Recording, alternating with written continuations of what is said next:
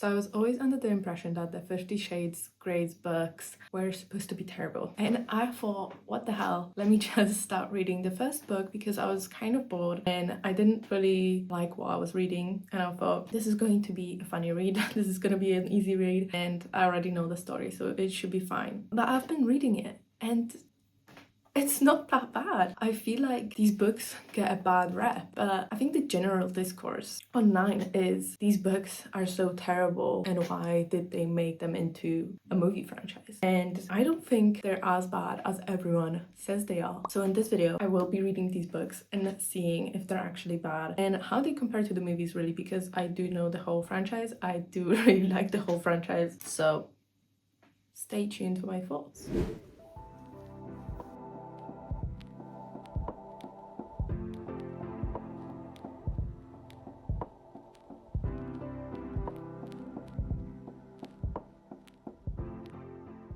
Also, I think it goes without saying, this video will contain some spoilers towards the books and the movies, and I won't be doing what this book is about. I feel like this franchise is popular enough that people know what this is about, so I will just go into details. I've just gotten to the part where Christian and Anna discuss questions and issues Anna has with the contract. In the movie, I really liked this scene because I liked how Anna took initiative and wanted to play Christian at his own game in a way. They agreed on discussing it within Christian's work in a conference room to signify the professionalism and how binding this contract would be. This was also one of the first scenes where we see Anna's determination and assertiveness and also her mischievous side.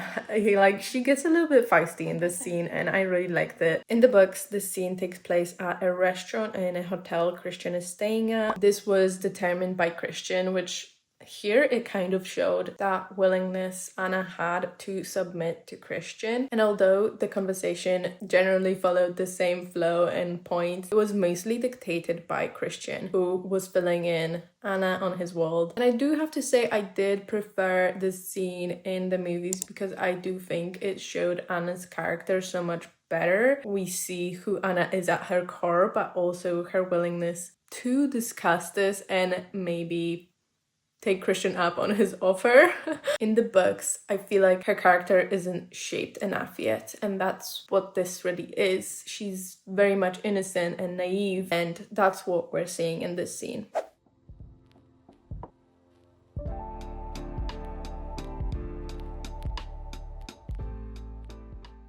As in the movies, emails play a big role, and I think that's where their banter really shows. I think they do have banter. It is very specific. It's not like straightforward banter that you can clearly tell they're just joking. It's very much refined. I would think kind of intellectual because Anna is a literature major. I think she also has a very specific humor and she just uses it against Christian. We do have more talking between our characters in the books than in the movies. I feel like they discuss some issues they come across as, whereas in the movies they would kind of go unresolved. For example, Anna's first experience with disobeying Christian and what followed after, which in my mind kind of softened Christian's character because in the first book he is being very stern with Anna. I think because he's so hell-bent on this submissive, dominant thing, because obviously that's what he's looking for. But of course Anna has some hesitancy.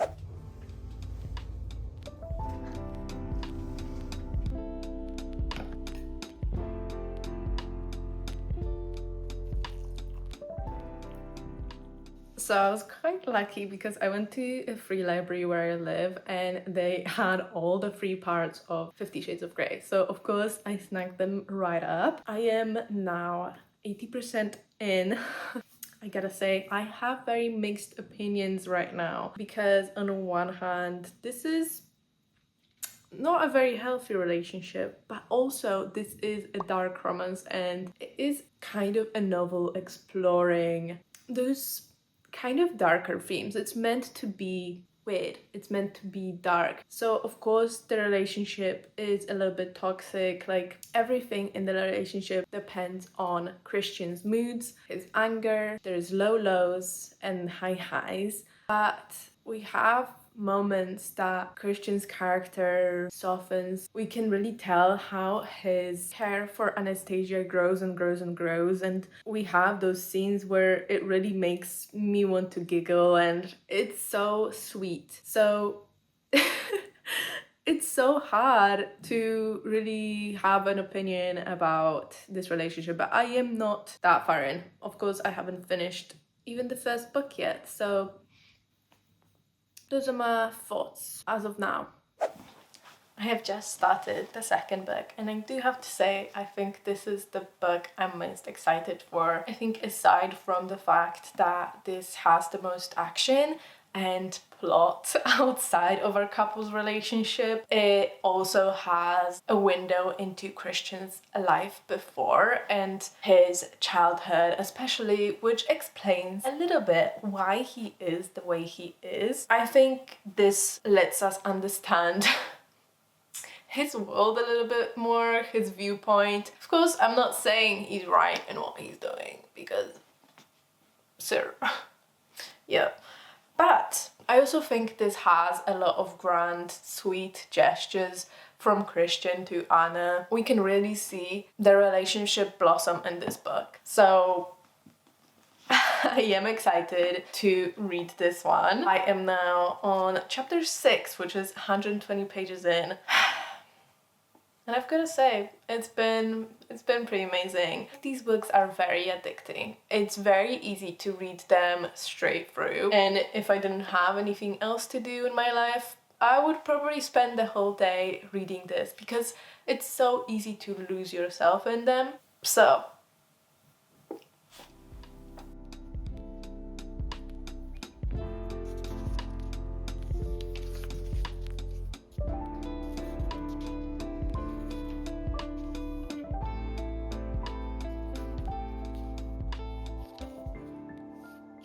another big change in the books is that there is Ethan, who is Kate's brother, and while Kate is in Barbados, Ethan comes back and he is supposed to crash in their apartment. Obviously, Anna is living with Christian at the time, but they meet up, and that is when Layla comes into the apartment and starts threatening Anna, pointing a gun at her. So obviously very scary. Christian comes in, Anna witnesses how he is with submissives and what connection they really have. And obviously she goes into a panic mode because she can't ever be that for him, and seeing that just makes her so upset. In the movies, I really like this scene because after she gets out of the apartment, she shouts at Taylor to leave her alone, and she goes on a walk. It's raining and she's just like contemplating her life, and it's such a, I don't know, just a great scene showing how she has to think about everything that's going on in her life and every aspect of her relationship with Christian. In the books, she is having drinks with Ethan, and after that she comes back home.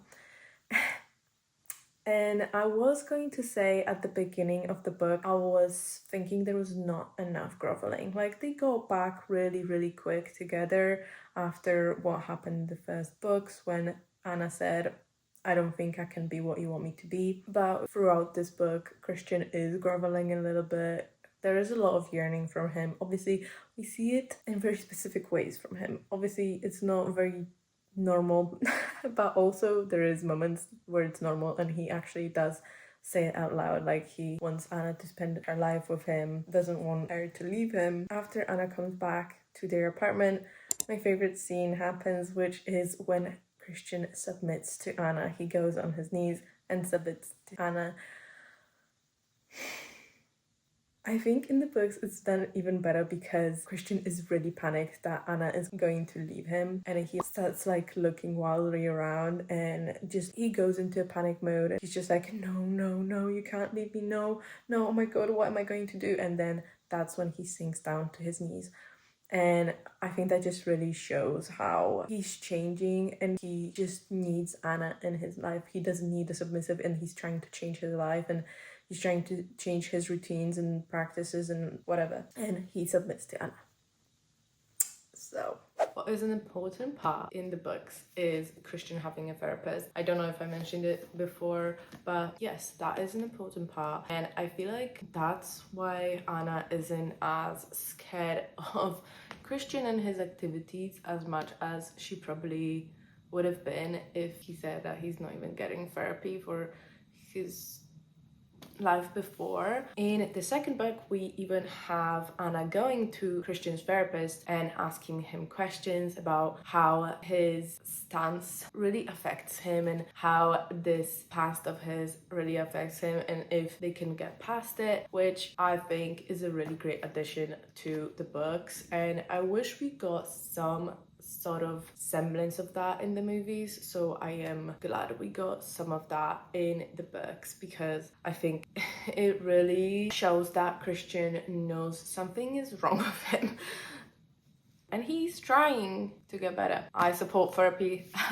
so yeah, I gotta say, I am most curious about the third book. I have just started this, but the third movie was the least good.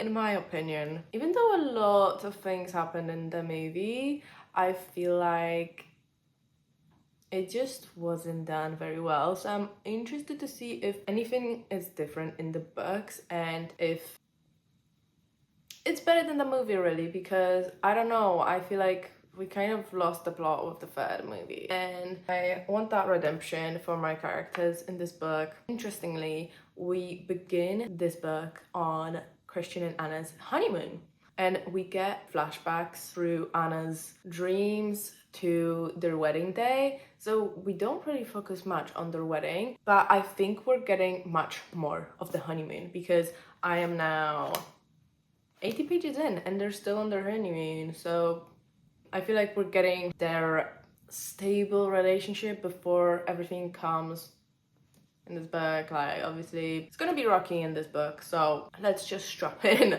Oh, yeah.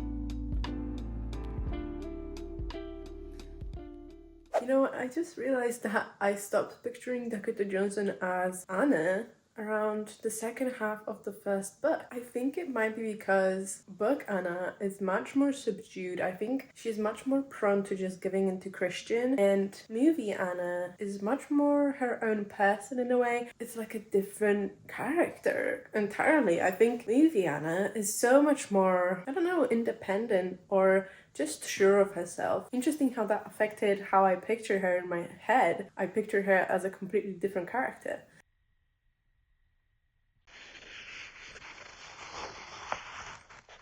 I have finally finished all the 3 books and it has been a journey. Of course, I can be a little bit biased because I did watch the movies before and I do really like them. They do bring me some sort of comfort. It's really hard to explain, but they are my comfort watches. But of course, I will try in my review to be unbiased as I can. Of course, we have some differences between the books and the movies, which I will get into later. With the first book, we start off with the infamous interview for the school newspaper with Christian Grey, who is a wealthy yet reclusive businessman CEO in Seattle, and Anna has to replace her roommate Kate in the interview because she is sick. This is where you first meet Christian, and he does come off a little bit aggressive, a little bit cold, a little bit domineering, but also very charismatic, which is what fascinates Anna, of course, besides his good looks. From then on, we have multiple chance meetings between Christian and Anna, and their worlds start to intertwine a little bit more, and their relationship takes a more flirtatious nature. However, Anna soon learns about the real lifestyle Christian leads, finds out about the contract, and everything starts to unravel a little bit. She is undecided whether she wants to commit to this type of living, especially since Christian doesn't have any intention of it being romantic and any intention of falling in love, which breaks Anna because she is a lover girl. So obviously that disappoints her immensely. But Anna is curious about Christian's proclivities and admits to herself that she even enjoys some parts of it. And she is torn between her desire, her tenderness towards him, and her fear of his lifestyle. But ultimately she realizes that she cannot submit to Christian in the way he wants her to. And after discovering Christian's need to punish, she ends the relationship. And that's where the book ends. Book 2 begins right after the breakup, where we discover that Anna has been taking the breakup really hard and is miserable. Anna begins a new career at an independent publishing company and tries to get her life to how it was before, when Christian reaches out and proposes a new arrangement which would involve no contracts and a more traditional approach to a relationship with more romance and no punishments. This is the book where we find out more about Christian's past, his upbringing, as well as his ex-submissives. As one of his former subs, Layla becomes obsessed with Christian and his relationship with Anna, which ultimately leads to a confrontation between Anna and Layla at gunpoint. Between Christian trying to win Anna's trust back and make up to her what he has done to her in the past and really prove himself and his commitment to her, Anna's new boss starts to make advances towards her and eventually harasses her in the office. After a couple of weeks, Christian realizes that he cannot live without Anna and he proposes. In book 3, this is where Anna and Christian navigate their married life. Initially, their lengthy honeymoon proves to relax both Christian and Anna and really give them a break from their normal life. Yet upon returning, they experience new challenges within and outside their relationship. Christian has problems with the fact that Anna wants to be independent and wants to be her own person, really, and that she won't obey his every command, which leads to a big fight between them. Anna also discovers that Christian hasn't been totally truthful to her about her former boss, Jack Hyde, and his vendetta against the Greys. Upon finding out that Anna has become pregnant, Christian blows up on her and runs out of the apartment, where he goes and meets up with his former dom, Elena, who we have had problems with in the past 2 books. Okay, this of course leads to a crack within the relationship, and Anna seriously considers their relationship. However, she doesn't truly have that long to think about what has happened, because Jack Hyde kidnaps Mia and demands $5 million from Anna. And later on, that of course leads to a confrontation between them. There's a scuffle, he attacks her, she shoots a gun at him, all that thing. Which leads me to my conclusions and of course my ratings. I gotta be honest, and of course the writing did seem a little bit underdeveloped at the beginning of book 1 and was very reminiscent of that Wattpad writing, but as the book goes on, you can really tell and see how that writing develops and it becomes more defined. Honestly, going into this book, I wasn't expecting much. I was actually expecting to be disappointed because obviously I like the movies and people have said that the books are bad, so I was expecting it to be cringy, have bad dialogue, have no thought out plot, be driven by sex and nothing else. But although they are very heavy on the spice, the first and second book are much more about exploration of sexuality, which I really liked. I forgot to say that this backlash also stems a bit from misogyny, because men have been putting women down for enjoying romance books for a long time because they don't have as much value. And when this series came out and when the movie franchise came out, they had somewhere to put their frustrations, because women can't read about these topics. Women can't express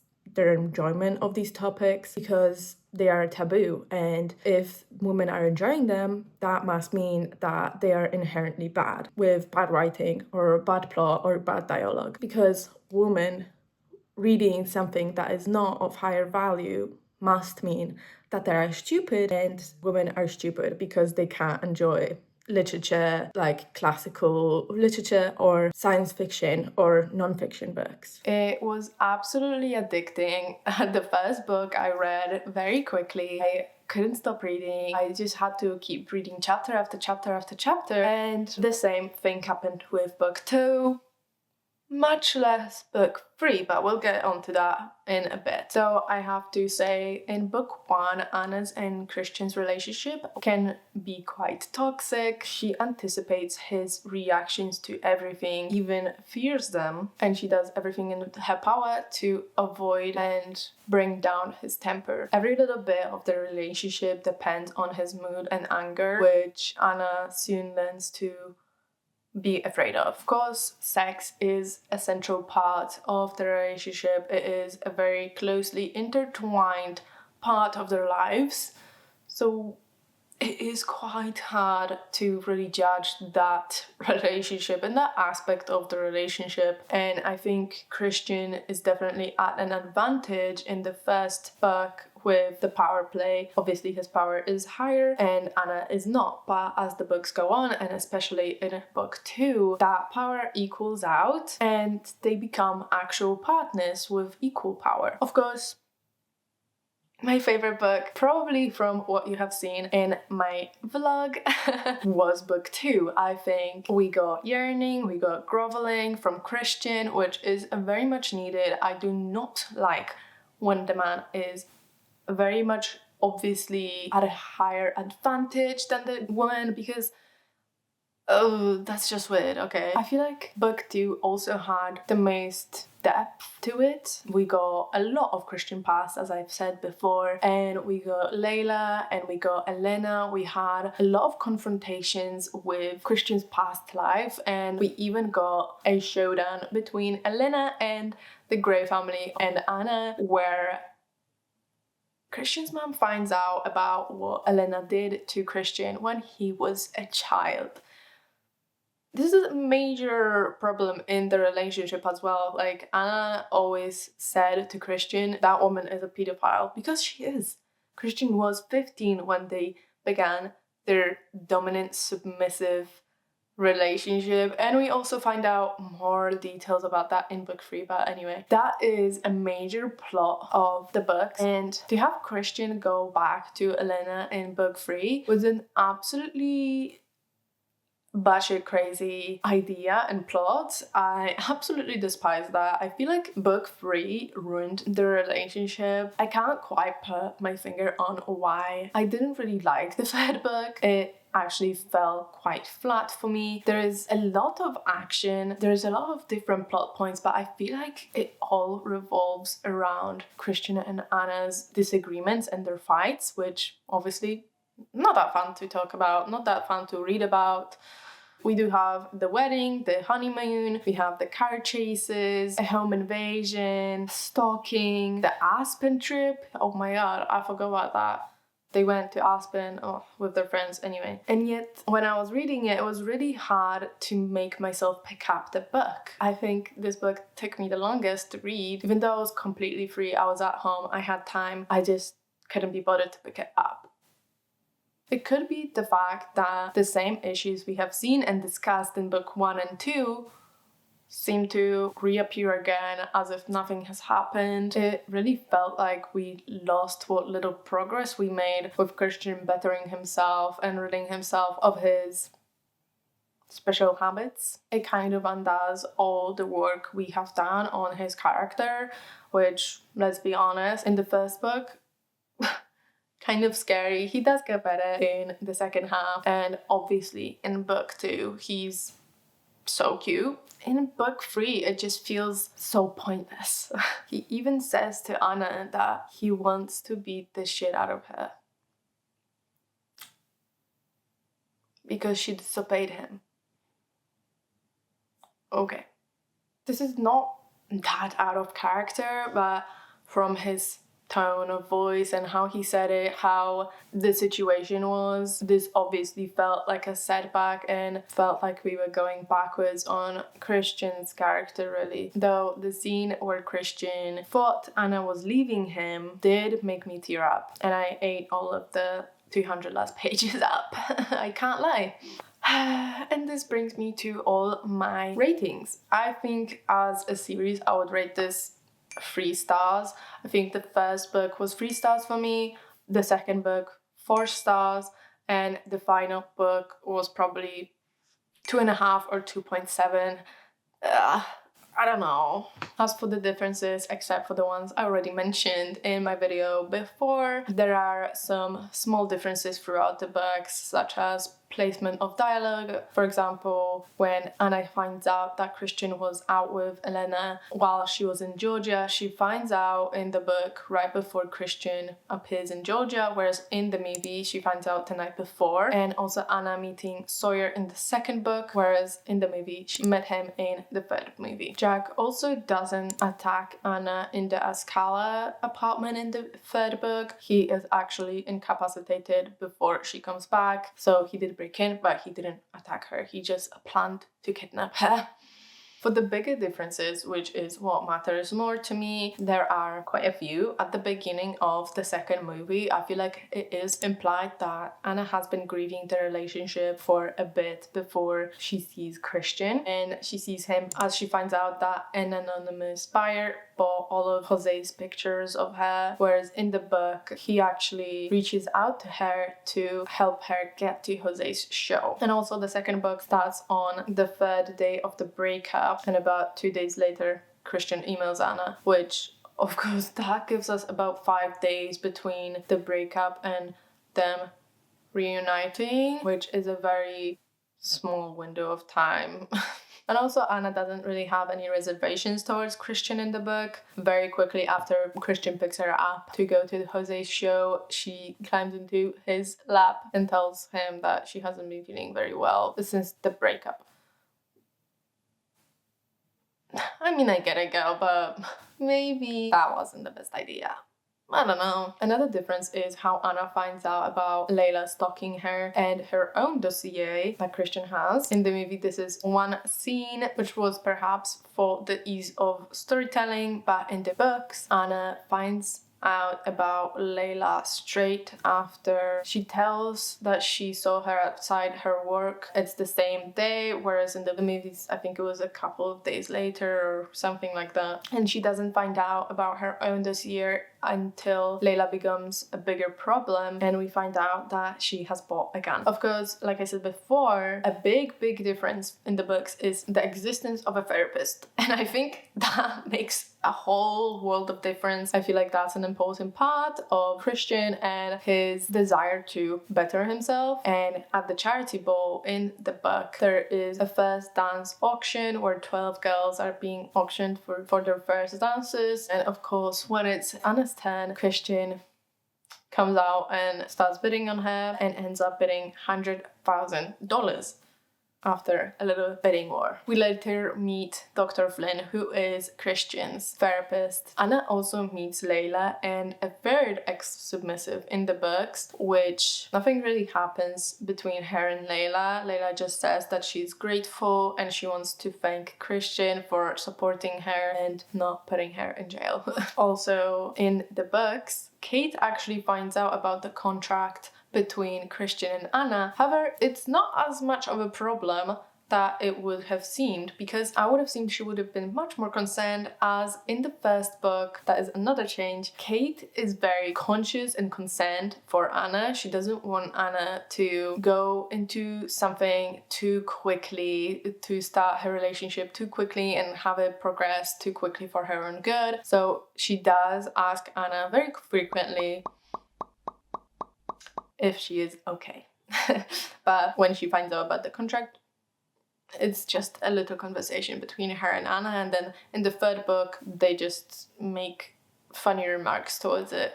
Also in the third book, Anna's father is in a serious car accident that has never happened in the movies, but it causes him to go into a coma, and Anna and Christian go to Portland and take care of him while he's in the hospital. And while they're in Portland, Anna's birthday actually comes around and Christian buys her an Audi R8 Yes, I'm jealous. But I think in the books, it's much more of a thing for Anna that she doesn't want to take Christian's money, especially in the first book. Anna is opposed to Christian spending money on her. I think this is not portrayed in the movies, but this definitely played a big role in Anna's problems and issues towards the relationship, because it made her feel cheap in the first book, and in the second book, she just was unconcerned about having things. He just wanted Christian, really. And finally, in the third book, we got a lot of backstory on Jack Hyde and how he threatened and blackmailed his past assistants with secret sex tapes.